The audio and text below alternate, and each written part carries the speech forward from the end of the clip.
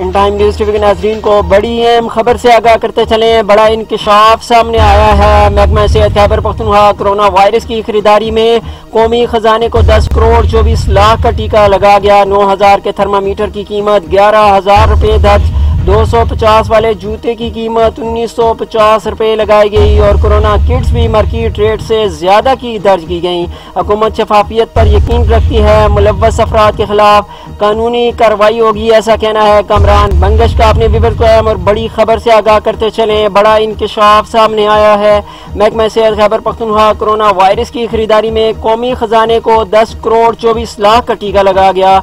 9000 के थर्मामीटर की कीमत 11,000 रुपये दर्ज। 250 वाले जूते की कीमत 1950 रुपये दर्ज की गई और कोरोना किट्स भी मार्केट रेट से ज्यादा की लगाई गई।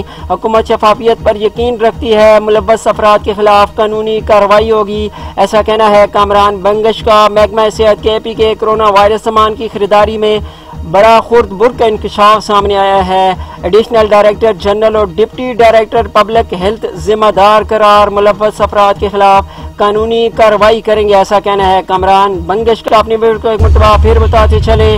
महकमा सेहत खैबर पख्तूनख्वा कोरोना वायरस की खरीदारी में कौमी खजाने को 10 करोड़ 24 लाख का टीका लगा गया, ऐसा इंकशाफ सामने आया है। 9000 के थर्मामीटर की कीमत 11,000 रुपये दर्ज।